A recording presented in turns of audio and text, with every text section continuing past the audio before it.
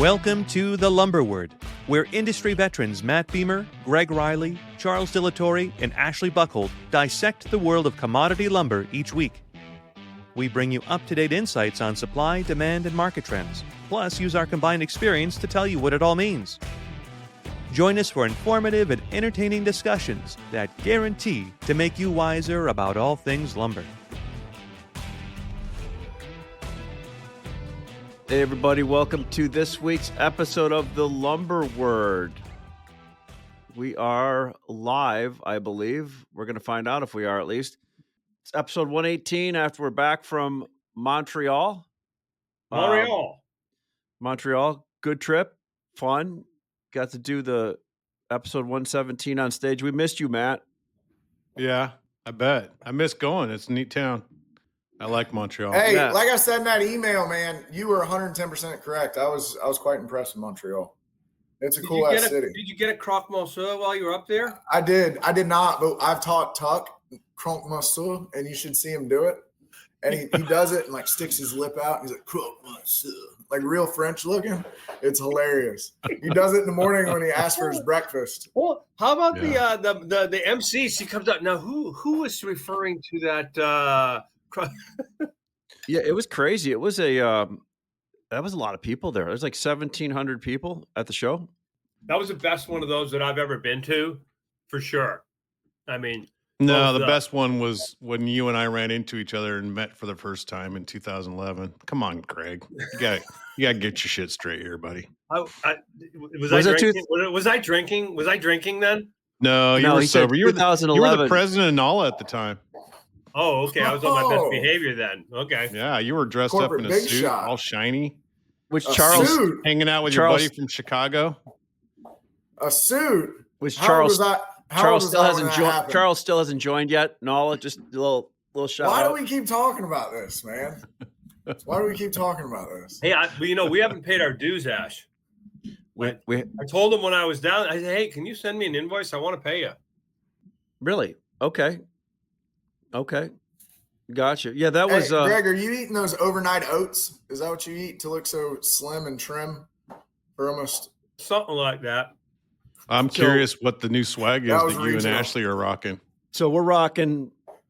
Shout out to our boy Hector at Barrette Chappé. Barbie. Nice. Stop by. He was like the one booth I was able to stop by. Greg grabbed 2 hats, threw them in my bag. I found them yesterday. We pulled them out, so we wanted to rock that. Some of the nicest studs made in Quebec. And Yep. Hector's one just like good people. Just good people. Yeah, a little different than when we first started going up there, and like I won't say what year. You know, remember when everybody used to hold court in their rooms, and you walk in, and there'd be like 7 tubs of ice with all kinds of cocktails at 8:30 in the morning. It was always so awkward because you'd show up there and you'd be looking at somebody who was, your competitor, and they're looking at you and you're looking at them, and it was like, ooh, yeah. Would you like us to come back later? It reminds me of like when I broke up with a girl in college, and I show up at her room and my best friend is sitting on the bed, and I'm like, this is really awkward. Should one of us leave? And she looks at me and says, yes, you should. I was like, Oh my! ooh, wow. ouch. Dude, Single. so like Ouch. I've never heard that story ever. Like Oh, seriously? You don't hear it here first. You hear Is it he here still? first, Is he Ash. still? I just keep coming up with stories. Like, you get Charles, you'll get to this point in life where you'll have a lot of stories, and they'll just come back to you. I mean, Is he? anybody? But the real question is what prompted this memory Yeah, based on what we're I talking can tell- about? I can based on like showing up in a room and having it be awkward. I can tell you. I can tell you exactly what it is before you finish that. So I know what it is now, and it was in front of me the whole time. When I walk in on Saturday morning, and Gregg's already been here for 6 hours, and he's got Morgan Whalen jamming, Wallen jamming on the CMTV, and then I start listening to it at the dog beach the other day. It just brings up a whole bunch of emotions from being a kid, right? And I think Gregg has been listening so much country music that's just coming up now. My new guy, Whiskey Myers, love him, Oh, man, love him. you got. I mean, Huh? you got to spread that taste around a little bit. Yeah. but actually, like what I watched recently was I watched the Dylan movie, Yeah. Yeah. A Complete Unknown. Yeah. I mean, if anybody like is like a fan of the greatest songwriter in history, you gotta watch. I mean, really, really, I mean, amazing stuff. Hey, So Greg, this doesn't pertain to the podcast, but I'm just curious because we were talking about age, and I'll get to a certain point, long about 30 years from now. But when was the last time you actually looked through all that stuff on that cabinet behind you?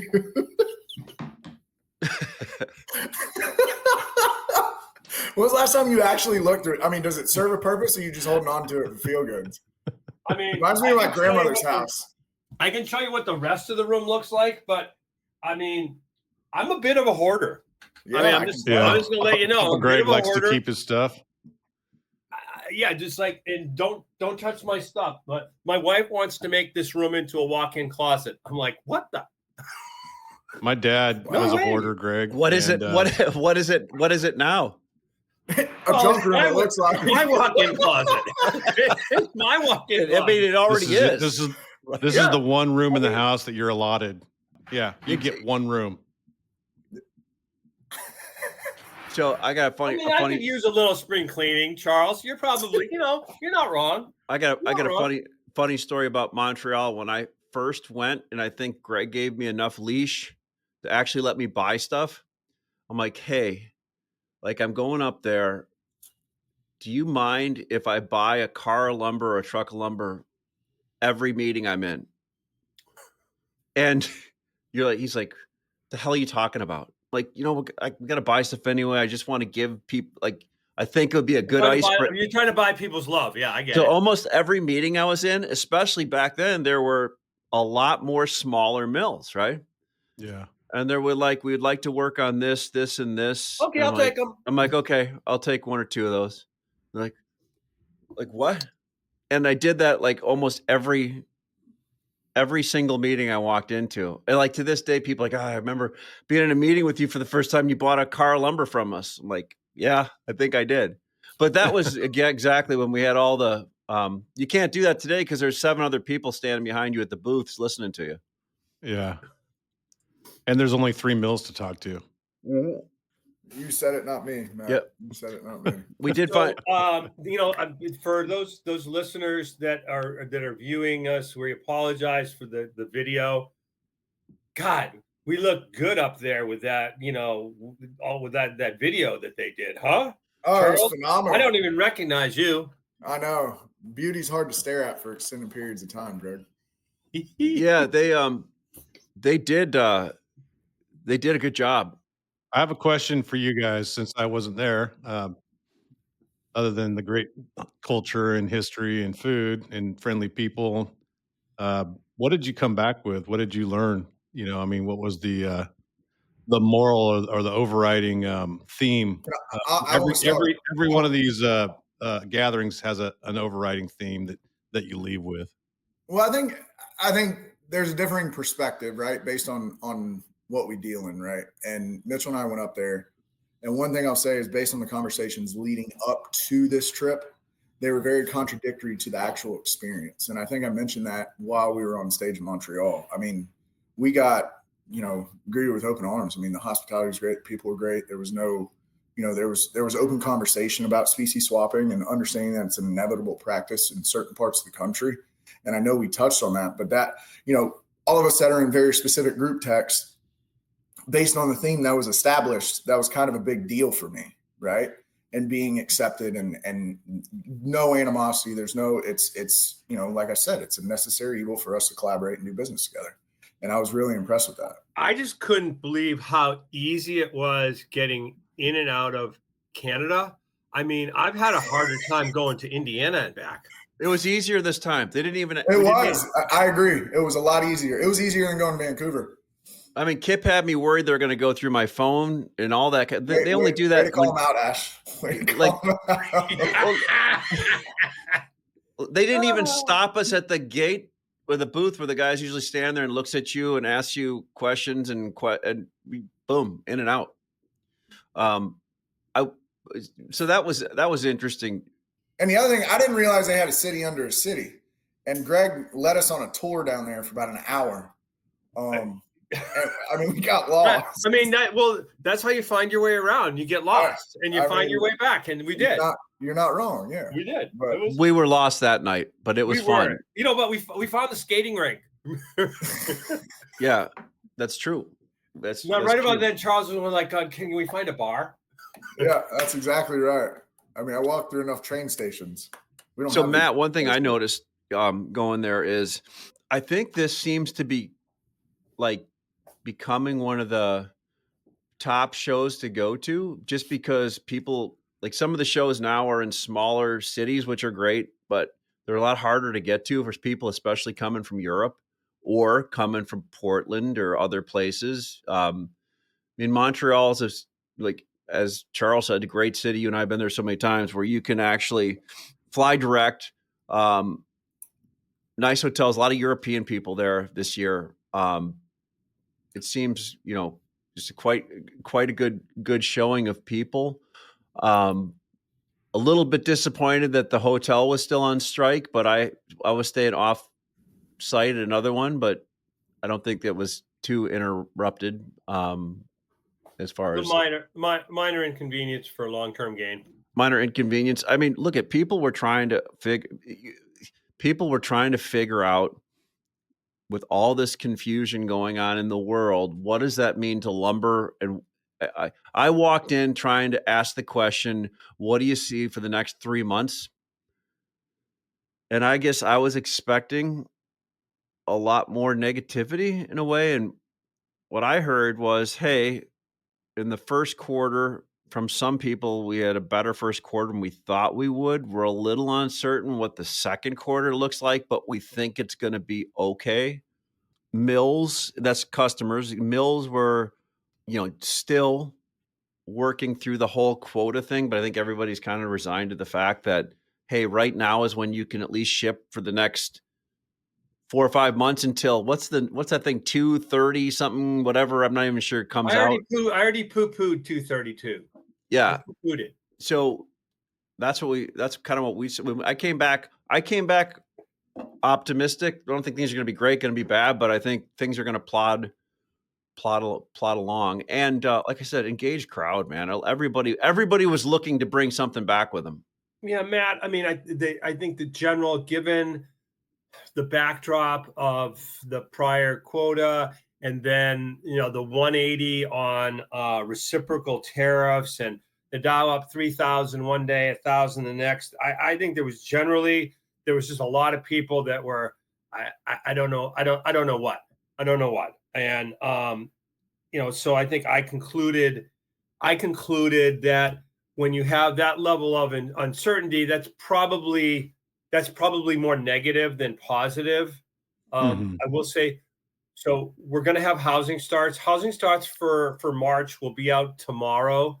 The consensus forecast is for 1.5 million, which I think, if it comes in anywhere close to that, and I think the feeling of on the ground was we had a lot of reports of customers that business had picked up pretty considerably in March from the weather in January and February. I think that the January and February numbers are probably going to be revised down. So, my whisper right here is that it's going to be a really good number, which is why 1.5 that's a pretty big target. We haven't been running at 1.5. Right. So we hit that, we were 1.5 last month, right? I mean, on a seasonally adjusted. But I mean, like on an annualized basis, we're not. No, we're in the mid low 1.3s. Right, and so that would be. I mean, you're looking back, right? And they always do revisions. I'm more interested in permits looking forward. But I can tell you, my business, for a down market or a soft market or a negotiable market, whatever you want to call this market, there's a lot of activity. There's a lot of liquidity. So I'm not complaining at all. I mean, I think it's maybe sneaky good.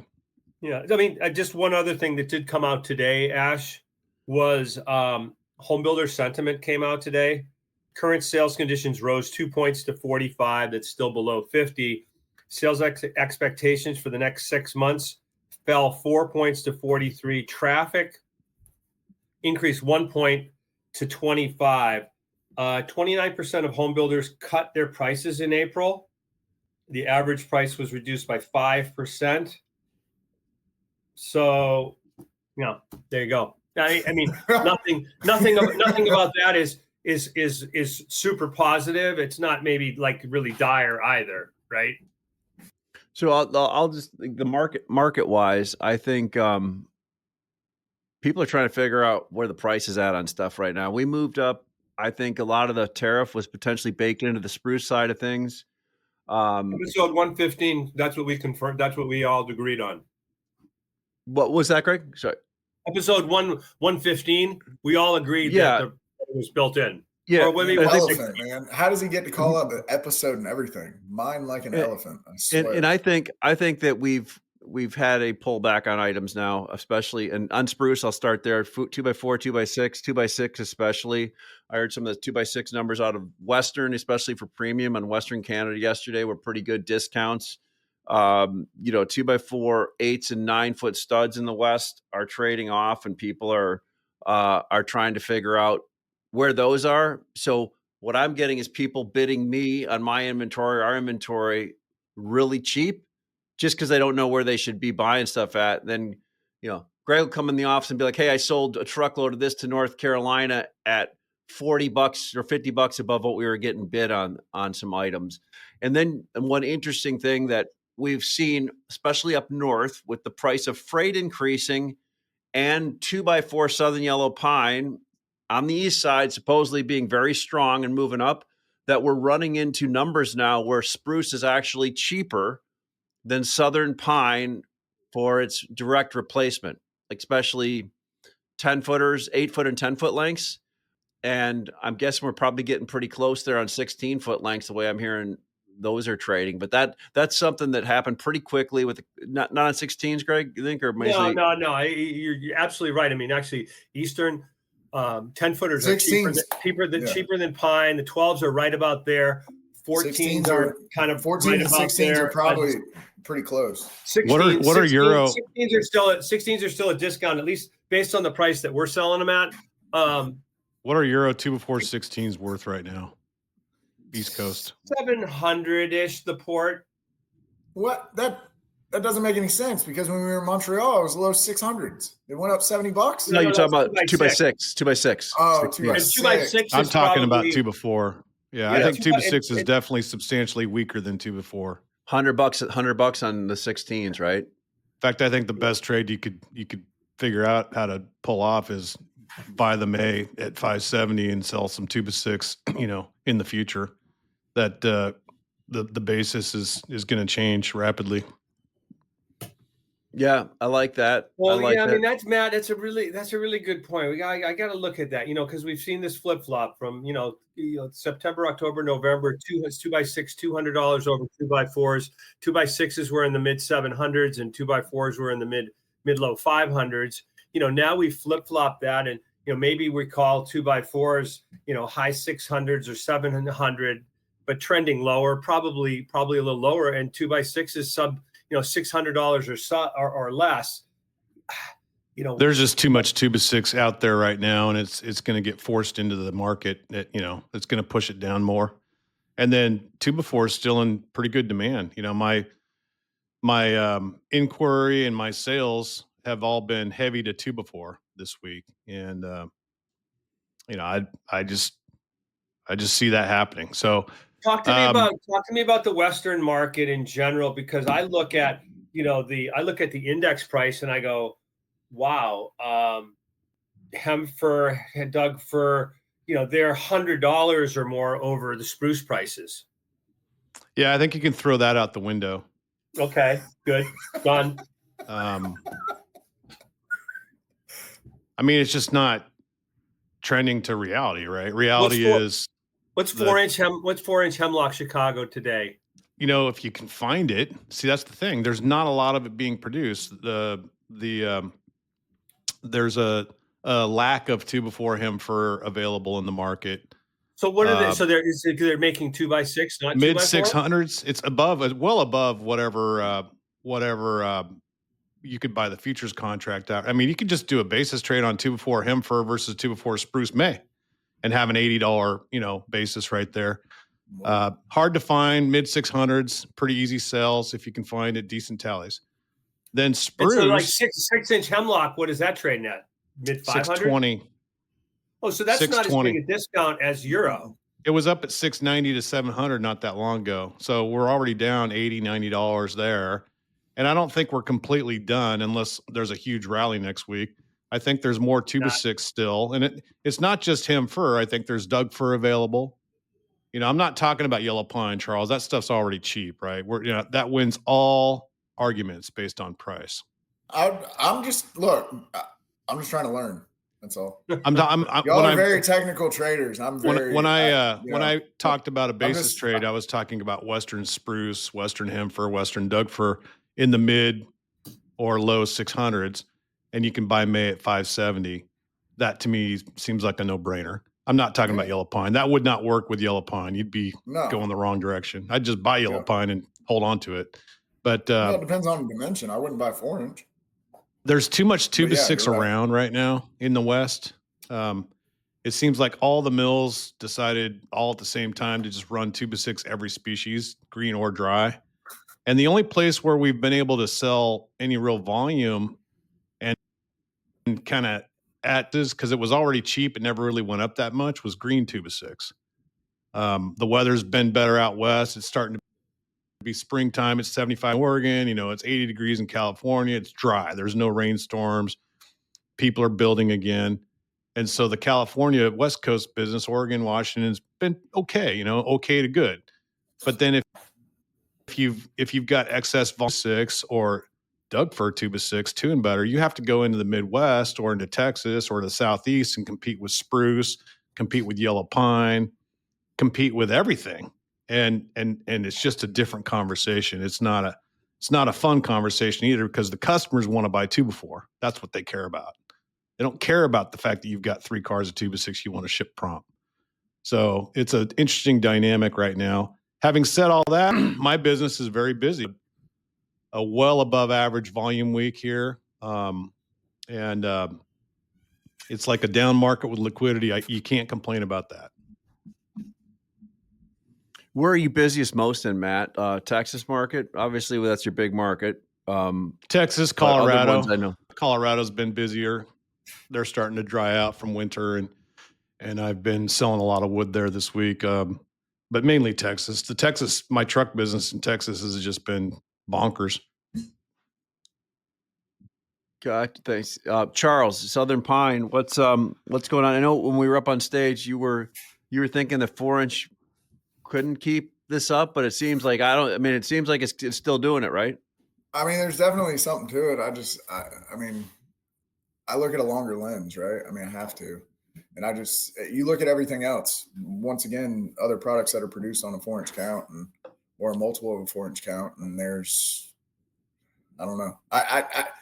I'm not convicted one way or the other. I think there's a lot of air in 4-inch. You look at 2x4 16s, over $600 delivered to Carolinas. When was the last time that happened?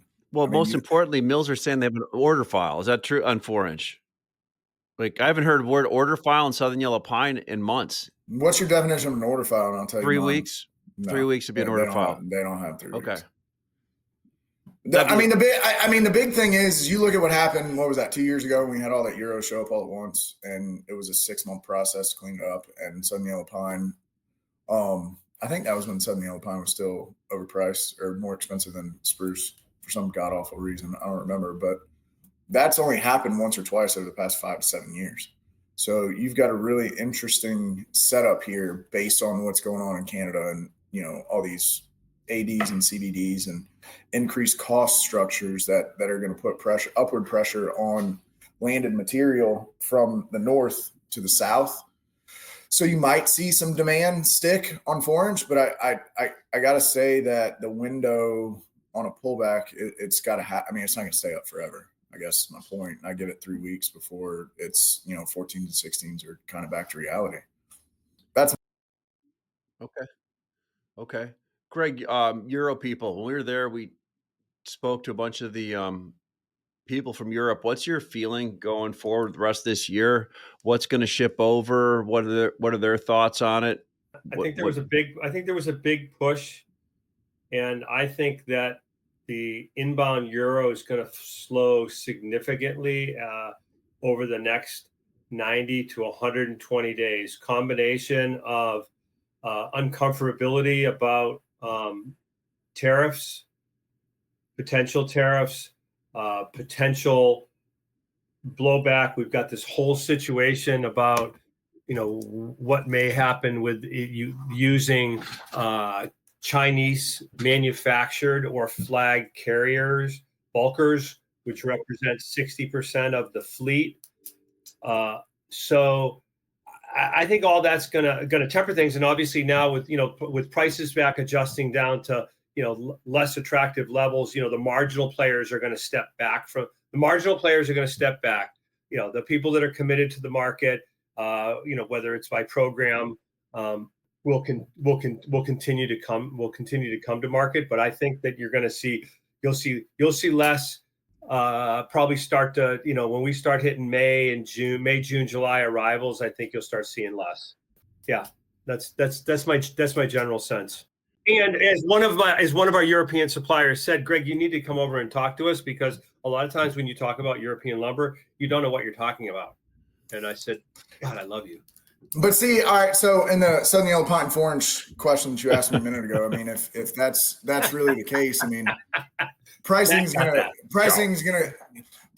going to come back to reality based on what's currently happening with spruce 4-inch, right? I mean, it has to, because the levels they're too close and the spreads don't work, and then all of a sudden you don't get species swapping, et cetera, and markets that don't traditionally do it, i.e. the Northeast, et cetera, right? So if spruce continues to drop, it's going to put a lot of pressure on pine, and I guess that's really the internal metric outside of 6 inch has been the canary in the coal mine for the past couple of years when the pine market did pull back pretty aggressively. And what's 6 inch doing right now? It's pretty flat. Flattish. I mean, there's no $40-$50 discounts to index prices. I don't know. No. Then Charles, that's when you say you can neither confirm or deny. Charles, you're on the show because you're supposed to know. Charles. You didn't buy any show? 6 inch today? I don't know, man. I'm trying to prove it every time I come on. I mean, you got a smirk on your face, buddy. Let's hear it. So can we buy? Can we get Tuck in here? Can we buy 6 inch at 300 sub 300 today, Mill? No. I mean, the fact that it starts with a 3 handle, it wins everything. Yeah. Well, that's really the thing it's to the pay bell of the attention ball to, too. I mean, that's the thing to pay attention to, because you look at the fact that it does have a 3 handle, all of it, right? And you're in a scenario to where you have increasing freight rates. So those mills that are closer to destination, I mean, you can't arb zone pricing. You can't do anything. Now, the one thing I will say is that this market, the Southern Yellow Pine market, is definitely catching up to all the curtailments and all the production that was taken off. And I think that's part of the reason we've seen all this, in addition to the freight issue that we're all experiencing, right? I mean, delays upon delays. I mean, getting a truck out of Alabama is impossible. We got quoted $4,000 Central Florida. Yeah, there's Excuse me. There's Stand by, 8,000 caller. loads posted in Hold 200 that trucks. thought. We aren't having these trucking problems out west, so can you educate me? I'm literally unaware of what's going on here. So in the southeast, we have some major primary steel producers, right? And there's like a triangle of them, and even byproducts out of recycled material, et cetera. You have tariffs that went into play, so they have a bigger bucket of money to pull out of, right, to pay for freight to get things shipped. There's probably a motivation to get some of that stuff moved based on customer agreements, contract pricing, et cetera, right? But you also have a scenario to where there's less trucks. I mean, I've heard stories where guys that, pre-COVID had 4 or 5 trucks, went and got 30 during COVID, and now they're out of business. They don't have any way, because they couldn't carry themselves for the past year and a half. But you also have a scenario to where your freight rates are up 45% over the past 45 days. 60 days. Yeah, I mean, I'll confirm.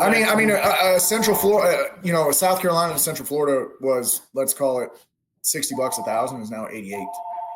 Yeah, so Wow. out of coming north out of Florida, the rates are maybe 10 to 20% higher.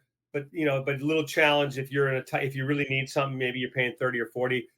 The average price now out of the New England is probably 40%, 40 to 50%. Are you talking like $3-4 a mile? You can be paying 70 to 80% if you're in a jam. 5.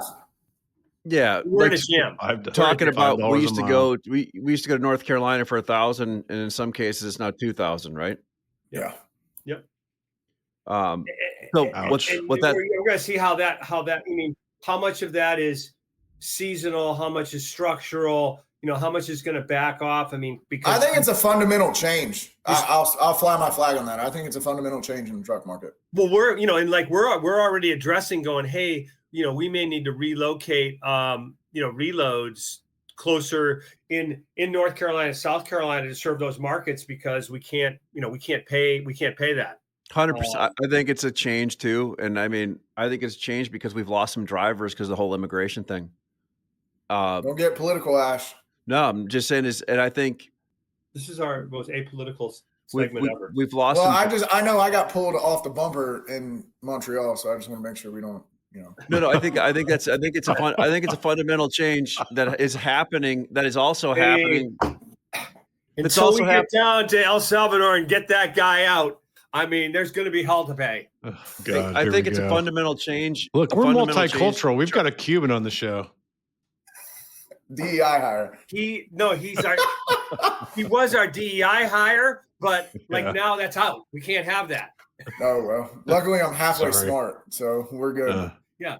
We had him as a DEI hire. Why don't we shut up for a second and let Ashley finish his thought? I was going to say, I think it's a fundamental change during a time when the seasonal moves anyway on trucking.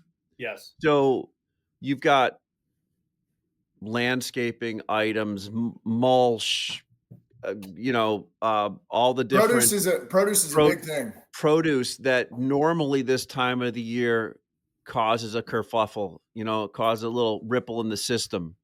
And now add to that I think there are perfect example. I did the old thing. I'm going to look up what trucking companies go from Boston down to North Carolina yesterday, and I found 5 of them. 2 out of the 5 have been out of business for 2 months. They're gone. And I think economy, immigration, this time of the year, this is why we're talking about, and that's why to add to Charles, why did we go up so high? So I think like Gregg said too and Matt, good, you know what? There's going to be some more carload business to some places that split the gap. Like where we used to be able to ship from the Northeast all the way down to Florida. You can't make it that far anymore. Same going back south to north. South to north is a little bit easier, but still problematic, right? I'm a shameless plug here. This is where a really good relationship with a solid freight broker with great carrier relationships or maybe contract guys comes into play. Shameless plug. I might know a guy. Yeah. Yeah, Charles, you should probably just open up a trucking division. I already did, Matt. Yeah. Way ahead of me. We're not seeing this in the West as bad. We've been under constant warning for 2 years now that because of regulations, this has nothing to do with who the president is. By the way, this goes back through into the Biden administration. But because of different regulations and then just the cost of operating and insurance and gas and all the other things that go along with it, that trucking companies have been failing in nationally, right? Not just a regional thing. But for whatever reason, we're not paying $5 a mile to move some stuff around out here. We just don't have as much port activity, like you do. Would you? All right. So the question I have for you we don't have we have no steel industry either. Right, and you probably your shipments from your mills are primarily by car. They're 80% car. We ship like over 1,000 trucks a day here. We move all kinds of trucks. It's stupid. But we have, why being so greedy, keeping all the trucks out there? Send them our way. Come on, think man. about all the log trucks that have to service our mill every day. Just logs alone. Yeah. I mean, that's a lot of trucks. That's a totally different story. Think about all the shuttle trucks that we're moving. That's a closed ecosystem there. Yeah, that's all they do. Really all gets an open market. Right. That all gets booked. That's freight. So and think about all the trucks of material that go from the mills to the reloads, because our mills don't have rail service. We have to truck it to the reloads. Yeah, short haul, closed ecosystem. And then we move a bunch of trucks up and down the I-5 corridor, from our mills in California, Oregon, Washington. It's crazy, but yeah, we're not having that same kind of things. It's wild. With local market either. If I have stuff from the port to Houston, that's not a problem. It's it's when I have to ship 500-600 miles away from the port that I have a problem. If I'm local delivery in Chicago, that's not a problem. But if I'm sending, although actually Chicago hasn't been bad for us, so that's not a good example. We just don't have any inventory there.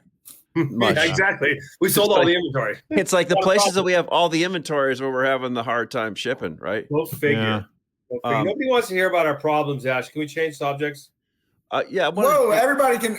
Greg, we're all in the same boat. I mean, you said the people that listen to this are the most important people in the industry, all 1,000 of them. We're all in the same boat, except for Matt. Yeah, no, I'm special. You are. I mean, no, seriously, I was unaware of that. No, Matt. No, I mean, I was completely unaware of that.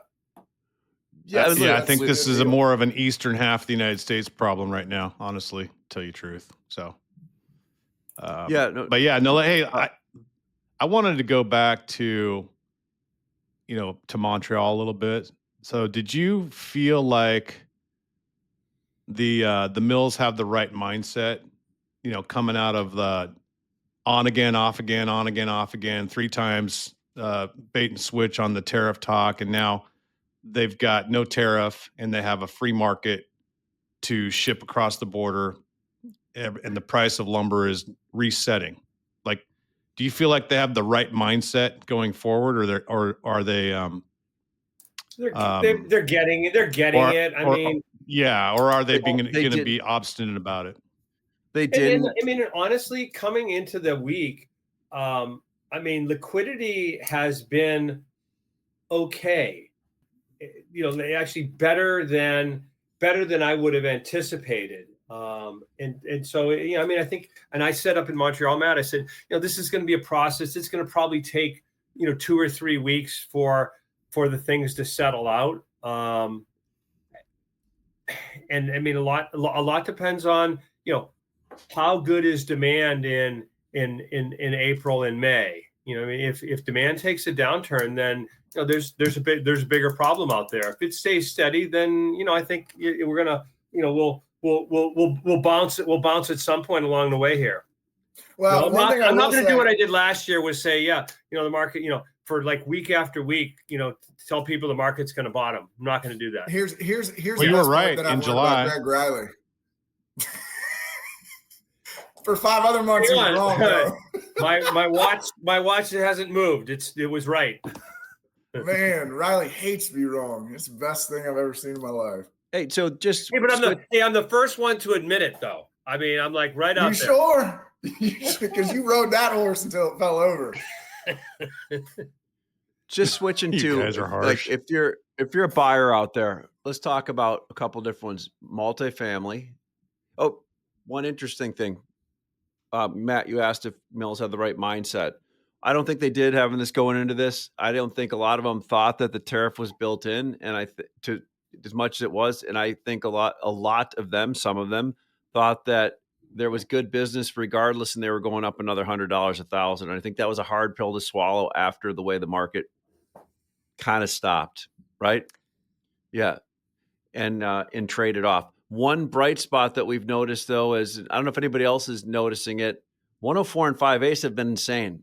They're trading off, but there's a lot of volume and liquidity moving on those. But Gregg always says they're a football item anyway. Have you noticed that on U.S. species too, Matt? 2x4, 104 and 5/8. Is that a lot of that? A lot of movement on that for you? Studs are soft but liquid, Yeah. like more so than 2x6. Like dimension. We talk about 2x6 dimension being kind of a problem, but studs have been liquid. We just have had to reset our prices over the last 3 weeks to just be, other people have dropped their prices, so we got to match. We got to keep moving the wood, but we're not having a problem moving studs. When you said soft but liquid, all I could think about is all the oysters we ate up in Montreal. You're thinking about Gregg's hair gel? Yeah.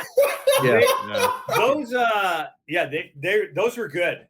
Those were good. You guys keep picking on me. I'm gonna leave. No. Seriously, look, no. Hey, one thing, but I will say I'm this. kidding. Oh. Remember that soft and liquid. Yep. I had to leave that one alone. I hope he bleeps this out, this segment. Yeah. Well, we're live. I think that shot is gone. So interestingly enough, though, you said put your buyer's hat on, right? Multifamily. And I think a couple episodes ago, I don't know what number is this, 118. So I think it was 115, 114, where I made a statement that if the mills can hold on, especially in the South, for an extended 2 to 3 weeks, the rally would continue. And now here we are, 3 or 4 weeks later, and there's still liquidity. There's still solid takeaway. The problem is once again, as I stated then, the same as now, everything that's being bought has to be there tomorrow. And I think that's also contributing to the freight issue, right? Because everybody's getting in a pickle. And they're saying, well, I just got to throw money at it and make it go away. Do you think, Charles, that's a result of all of the short multifamily orders that were taken in Q4? And, we see that with the how tight the spread is with number 3. Is that what you're alluding to? In 4 inch, the spread is not tight. In 6 inch, it's tight. Look at 2 before 16, number 3 is $450 to $480, depending. I haven't looked at it today.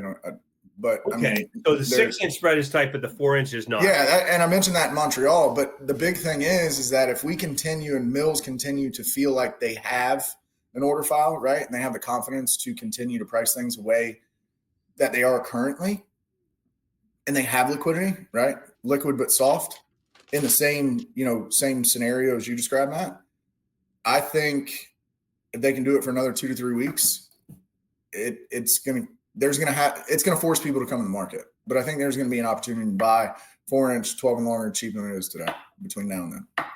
So a buyer wants to buy for sitting at their desk. They've just heard this.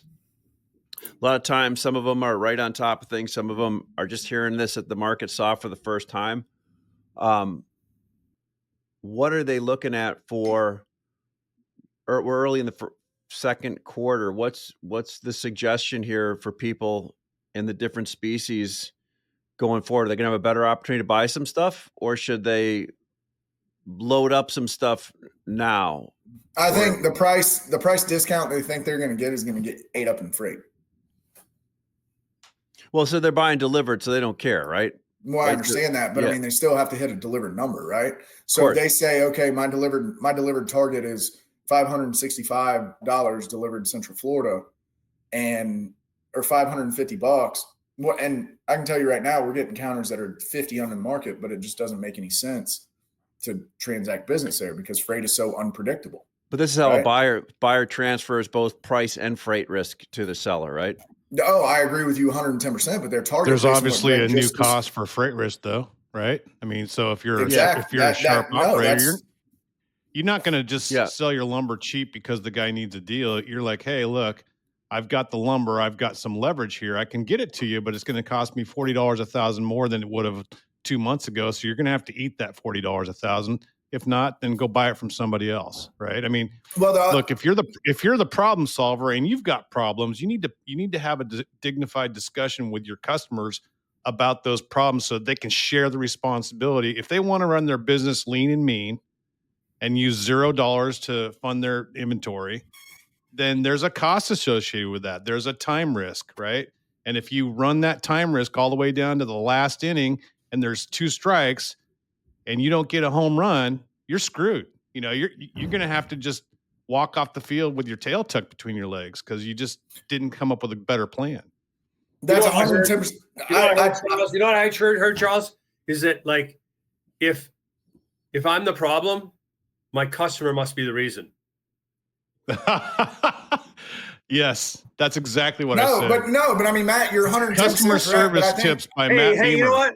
We're gonna deliver it on time, no matter how long it takes us. That's right. We're not happy unless you're not happy. Or we could be wrong about the freight, and all of a sudden you pick up a $20 or $30, $1,000 bill in 2 months from now. Yeah, but I mean, who's going to bet? Are you going to bet on that, Ash? Because maybe I don't know. You're going to eat. I wouldn't. Initially, you eat the freight loss, right? The supplier eats the freight loss when it happened last month. Yeah. You eat the freight loss when it happens. When the railroad all of a sudden jacks up their rates 10% and you've been using the old rates, you just eat the freight loss. If your trucking freights go up, then eventually you can now go back and say, hey, Mr. Customer, I love being your supplier, but this has cost me an extra $20, $30 now, and it's taken an extra week. So I can't ship everything to you tomorrow, and it just cost me more. So can you afford to keep buying it this way? So then you go back to, do you want to beef up your rail purchases? Do you want to have a little bit more of a buffer stock coming in behind you, or do you just want to keep buying hand-to-mouth trucks? Those are conversations that you should be having with your customer if you act as a consultant. Because you're a trader doesn't mean you have to just sit there and just, not care what your customer's going through. You're literally an advocate for your customer. Yes, agree 110%. And I think what Ash is bringing up, I think he's looking at the next 30 to 45 days, right? But I guess my point is that as we discussed in Montreal, you brought up an example of a customer that said, okay, if I bought at $500 and then the mill's at $540, I don't go buy that same load at $500. I just pay the $540 and I average it, and it just is what it is. Pay for your trucks and move on, right? To Matt's point, right? You do that on the front end. But on the back end, you're going to do two things. You're going to charge your customer for it, or you're going to get more time because you know how long it's going to take to book that truck. But the flip side of that is if you have a price discount that shows its face in the market and where people anticipate that delivered number to be, Ash, to your point, right? It's going to be higher naturally based on the environment that we're in. And that's my point, right? Whereas if you think, okay, historically based on seasonal pull, based on freight markets, based on all the things, based on where we're sold, we should be at 540 Central Florida, right? Well, that 540 is 575 now. And it's going to take an extra week to get there. So we need to plan ahead, and we need to make sure that our release schedules are on time and it's not an overburden to whoever you're partnering with, right? To Matt's point, you advocate for your customer and you have those crystal clear communication conversations. So that way everybody understands the variables at stake. Are you guys able to pass these extra freight time frames and costs on right now to your customers? Or is this just something that you're in the process of eating? No, in some cases we're eating it because those orders we took a month ago. We're eating all the extra freight cost, and we're trying to extend our ship times so that we don't, so that we're in less of a bind as we go forward. I mean, ultimately what happens is if people like Gregg and Ashley and Charles that have wood on the ground that they have a fixed cost on had planned to make a 5 or 10% margin on that material, and now they're losing money on it or breaking even, then they'll just stop carrying that inventory. And then the pipeline runs dry. And at some point you have a real issue, right? Like lack of availability. Now we're not there yet, but you can see what's driving the market, what's going on in the world right now. I told you guys that my inventory coming into 2025 was high and that I was going to work it lower. Well, I've done that. I mean, you guys last week said, or 2 weeks ago on the last one I was on, you guys said your inventory was high now or going to be high, and that you were working to get it brought down. At some point in time, if you're paying all this extra freight, you don't have to necessarily replace that inventory, right? You're not required to. And so, to me, if the math doesn't work, then people are going to have less options going forward. The question and the point I'm trying to get to is we've had about $100 range this year, right? Roughly on Western and Eastern spruce, hem fir and Doug fir. Not really yellow pine; it's its own animal. But if you look at, like, say, mid 500s to high 600s, that's sort of the range we've been in since January 1st. We're back in the mid 500s right now as of the last 10 days of trading on the futures market. Is this all we're going to have this year? And if that's the case, would you be happy with it? If we just stuck in between these goalposts between, like, say, mid 500s to high 600s on a delivered Chicago basis for lumber, would that satisfy you? And would that be, is that what you expect? Or do you expect something better or worse? I think based on where we are economically, that's a hell of a place to be. I mean, if you're at 580, call it 540 to $670, I think it's a healthy spread, right? I mean, if you have a $200 price spread, $250 price spread, the peaks and valleys are too high. They're too extensive. So nobody can plan on it. And it creates a diabolical scenario for everybody involved, especially with the freight issue. I mean, I will say today's prices with a 35 to 40% CVD AD are probably will probably lead to lower production, today's prices, when that's in place. I agree with that. I was just talking about the price spread. So the question becomes, well, how much lower are we going to go from here in front of that? And then, so, I mean, I look for a lot more volatility, and Matt, I probably look for new lows and new highs from here this year. I think the next 60 days we'll go down to the low of the year, and in Q3 we'll be at the high. Q3 late this year we'll be at the high of the year, unless economic activity slows drastically from here. I mean, the one thing I do look at is when you look at, hey, GDP is going to be down in the first quarter. We'll have to see how all the tariff hullabaloo plays out in second quarter. But housing's in a relatively good place in terms of underbuilt, the need, the pent up need for housing, and as we get lower mortgage rates and lower home prices, those are going to be positives from an affordability standpoint. But I think, okay, so housing affordability. I made a big call there, Charles. Come on. Well, I mean, you made a call, but I think it's all based from the question that Matt asked. I think Matt asked, if you had that spread, would you be happy? Not taking any variables into consideration, right? Economically, if there's a $150 spread, where we're at right now, today, having this conversation, I think it would be a positive thing. But to your point, Greg, with those variables that will come into play between now and Q3, the volatility is going to be huge. But I think the single family housing inventory it's got to go away. And I think we've addressed that. We've talked about it. All right, Matt, no, I won't be. You're talking about unsold with the current goalposts. I think I need bigger goalposts. There you go. I like it when Gregg takes a stand, because he's usually right. I mean, he was absolutely 100% spot on. Thanks, Matt. Say that again. Respect, but you do. I appreciate that. That is not true. That is not true at all. He misses a few, but so do we all. But I think Gregg's got a lot of insight, and I do like the idea of. I'm not quite so sure about. Are we going to go lower than we were on January 1st? What did the board get down to in January? 515, 520? Yeah. I mean, I can't see that happening. 530, wasn't it, Gregg? I'm having a trouble imagining that happening in this current environment where there's just a lack of 2x4 being pumped through the sawmills. Now, if every sawmill in North America just turns it on. You know how fast that changes, Dude, it takes 60 to 90 days. It doesn't change fast at all. You'd be shocked at how long it takes to change. It's like turning the Titanic around. You got to remember, a lot of Western mills are not even. Tried that. When they build a brand new mill for $100 million or more, some mills are not even optimized to produce 2x4.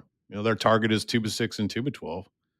And, Table 4 is a 15% afterthought. It's not even something they care about. So it's a different world out here. This is not like Euro. It's not like the Eastern mills with the smaller logs.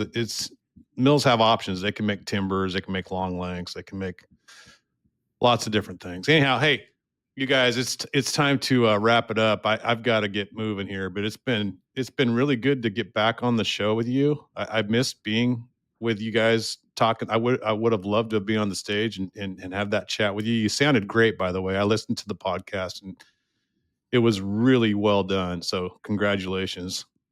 Yeah, it was fun. We'll look forward to getting you out there next time. We're gonna next week we're gonna have the paywall, and we're gonna put all of our good trades behind the paywall next week. Is that it? One of these weeks. You got to subscribe to the newsletter at the bottom. Yeah. Yeah. All that stuff. I thought the idea of like having people being able to donate, if they really like it, is a nice idea. We're in the lumber business. How many people are going to donate in the lumber business? I personally, when someone asks me to donate for something that's free, I don't do it. So I don't have high expectations for it. Got you. I'll thank anyone that does in advance. I appreciate it. See you guys. Cheers. All right, guys. Adios. Thanks for listening to this week's episode of The Lumber Word.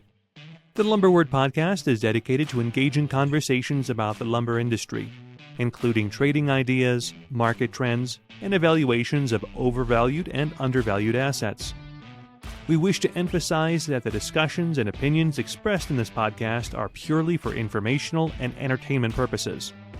They should not be considered as financial or investment advice. We encourage our listeners to make their own financial decisions, taking into account their unique circumstances and financial goals, and to seek professional financial advice if necessary.